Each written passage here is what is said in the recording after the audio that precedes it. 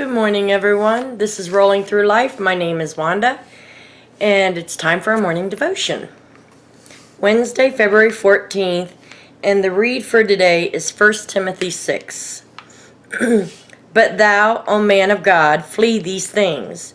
1 Timothy 6:11. As Christians today living in a prosperous and free country, we tend to become contented and laid back in our relationship with God. Satan is trying hard to make us feel relaxed and cozy. Very often, the cares and struggles of our financial state hold first place in our thoughts. We develop a numbness to sin in our life. There is little sense of urgency. In today's Bible reading, a strong word is used to describe how we should react to sin. Flee.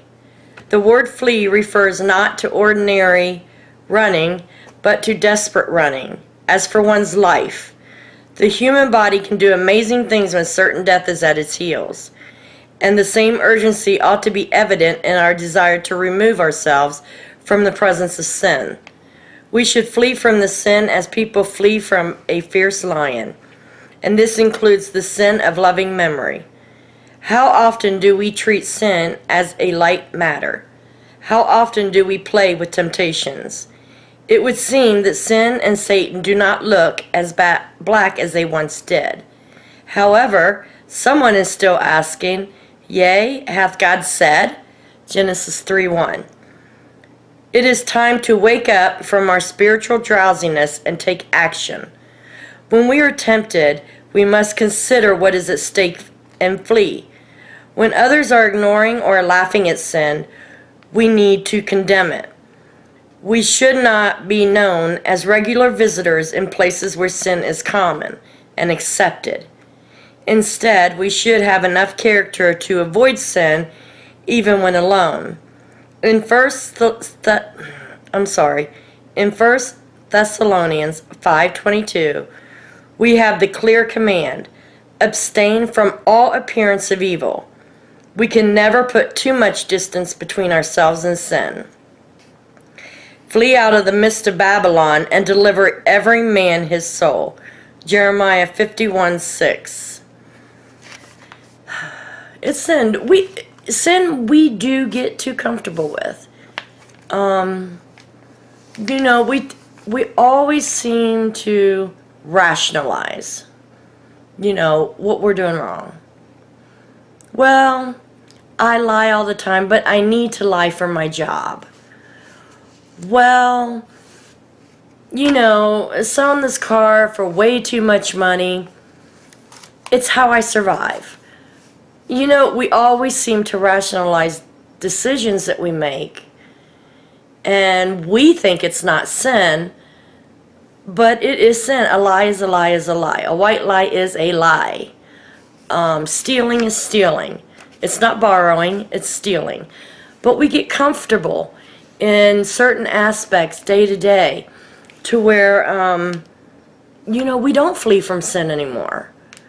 I know there's times that I just stick around people because, I don't know, empathy maybe, sympathy, but we know they're sinning, and we just don't run. Because honestly, when we hang around with sin, we wind up sinning ourselves. But God gives us an out for that. All we have to do every day, 2-3 times a day, is ask God to forgive us of our sins and name each one that we know consciously that we did, and ask Him to forgive any sin that we may not be aware of at that moment, and try to strive to do better day by day. That's all we can do. We might have to lose some friends over it, and just go on our own road. But that's okay, because the ultimate person that we're responsible for is ourselves. We can help others to see what needs to be done or what they're doing wrong. But we are ultimately responsible for the way we behave and the way we conduct ourselves to other people. Okay? I am not perfect in any way. Just last night I had to apologize to somebody because sometimes my foot just swings into my mouth very quickly. But the person accepted my apology. And that's what it is. You know, everybody sins, but we have to apologize and apologize to God, which is the most important thing, you know? So, as we see sin, let's flee from it.